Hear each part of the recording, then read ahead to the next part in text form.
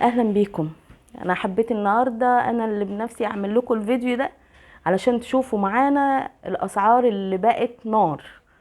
يعني شويه طلبات للبيت وشويه حاجات الاسعار فيها بقت مش طبيعيه، من غير لسه ولا لحوم ولا خضار ولا اي حاجه. يعني بصوا معايا كده مثلا، جبت علبه اللبن دي. ال- هما ما بيشربوش غير ما بيشربوش اللبن السايب. اللبن ده عامل 25 ونص العلبه، يعني الكيلو. انا ما بشربش بقى زيهم. اشمعنى هم؟ يعني انا بشرب اللبن البودر. اللبن البودر ب 180 جنيه الكيلو. انا بجيب شويه على قد، يعني مش زيهم. هنا المشروم الفريش ده، الطبق ده عامل 40 جنيه.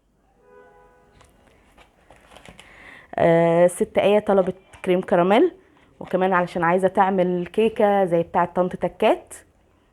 فدي العلبه دي فيها اتنين كده، عامله 27 ونص. الجبن بقى، الجبنه الرومي. الجبنه الرومي القديمه الكيلو ب 150 جنيه. وهم بيحبوا الجبنه الكيري،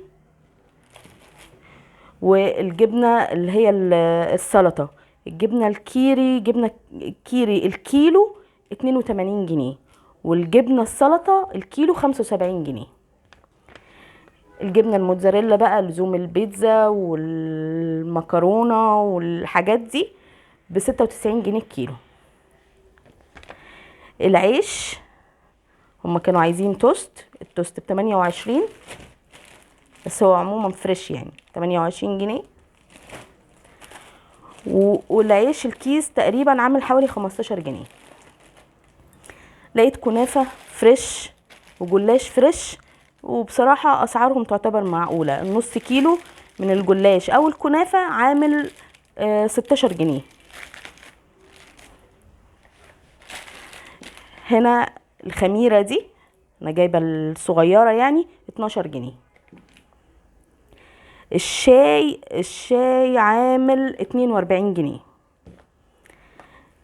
القهوة طبعا انا الوحيدة اللي بشرب القهوة الصغننة الكيوت دي عاملة 18 جنيه. الصلصة، عاملة كام يا آية؟ الصلصة عاملة 55 جنيه. ودي كان عليها عرض. التونة طبعا اسعارها بقت رهيبة.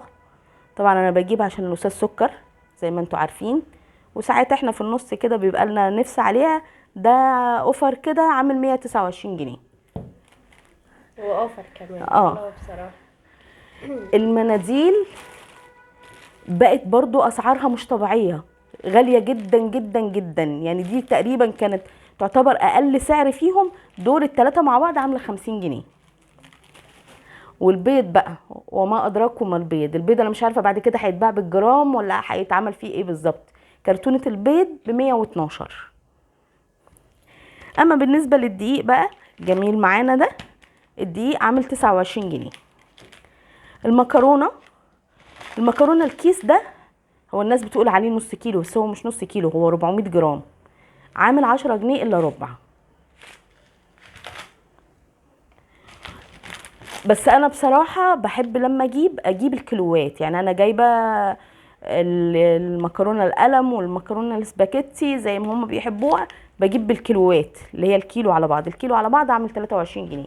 بحس ان فيهم بركة عن الحاجات التانية، يعني مختلف شوية. هنا بقى حاجات المنظفات والحاجات بتاعت الحمام وكده. قبل ما نروح لكده، الرز انا جايبه الرز ال10 كيلو في اسعار وحاجات. انا جايبه اللي انا جبتها دي، النوع ده جايباه ب 283. الكياس دي، الكياس بتاعت الرول بتاع الكياس، وده الاستاذ سكر طبعا. ده الرول بتاع الكياس بتاع الباسكت الكبير، بس بصراحه حلو جدا جدا جدا، وبيقعد معايا الشهر كله. ده عامل 33 جنيه. يعني ده انا ما بستخسرش ادفع فيه حاجه، يعني ده اهم حاجه بالنسبه لي. انا عندي اوريدي مسحوق، بس جبت كده واحد كده عشان يبقى حاجه ستاند باي في البيت. ده الصغير ده مش عارفه، ده ما يجيبش غسله حتى، يعني ما يعملش اي حاجه، عامل 10 جنيه. وده هما بيحبوه يستعملوه هما لحاجتهم الخاصه. ده عامل 7 جنيه تقريبا يا ايه، مش كده؟ 7 جنيه.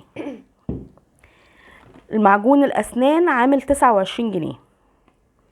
انا مش عارفه انتوا عندكم نفس الاسعار زينا ولا ايه بالظبط، فمش عارفه والله.